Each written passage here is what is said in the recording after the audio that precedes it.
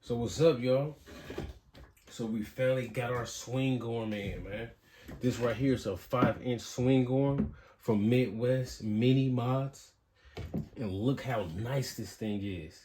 Look how they finished it, right? Machine finish. Look how they did the holes. They did the holes looking perfect. We could just, boom, drop the screw in and it's flush. Look at that. This is nice. So we gonna put this together, right? So when I first got this, I got this in wanting to put the QS 120 on here, right? But where I was getting it from, they sold out. So I had to go with the one motor, right? So I'm going with the one motor, and Midwest Mini, they worked with me like, you know what I'm saying, had good customer service. I called them. I told them, you know what I'm saying, I made a mistake. I need some more pieces. I need to set up. I need the screws and the setup and the spacers so I could hook up the one. And it was like, no problem. We just gonna send it out to you. So they was cool. They was cool with that. You know what I'm saying? It's a good company.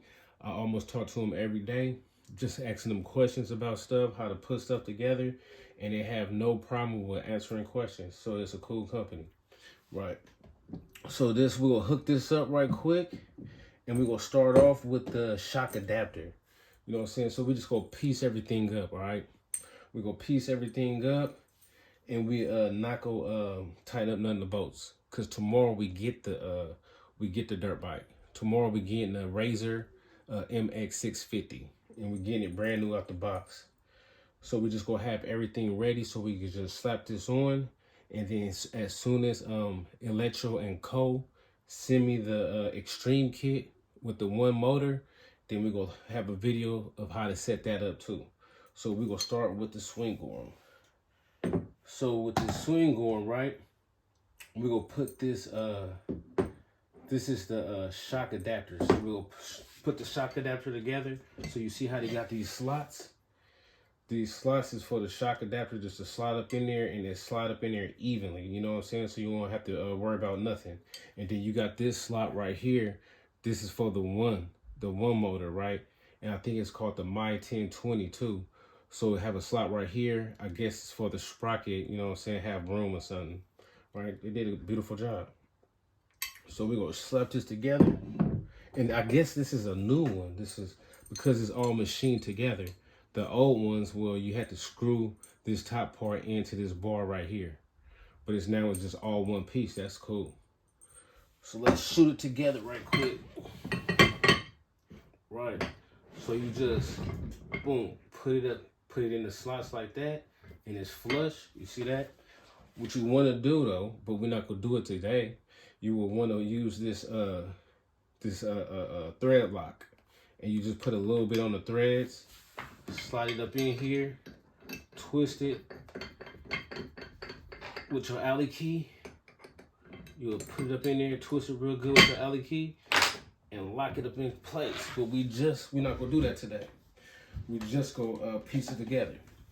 Right. Show you how easy it is to put together.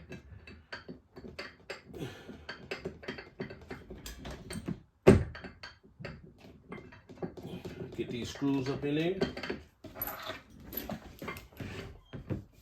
Put these 2 more screws in there, and then we'll be done with the we will be done. Came apart with the shock bracket. There you go. See how easy that is to screw in there perfectly. Everything is threaded real perfect. Boom. There you go.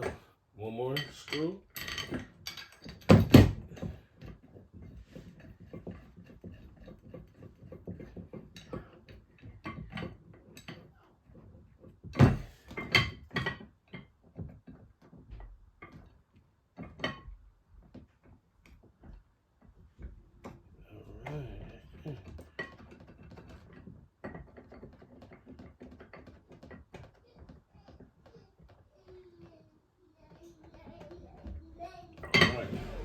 So that's that right there. That was easy. So the next thing we're gonna do, we'll put in this bracket right here. This right here is supposed to be for the brakes. This is like a brake bracket that you could put your hydraulic brakes on there, or your mountain bike brakes. But we going with the hydraulic brakes. We got some, let me show you guys.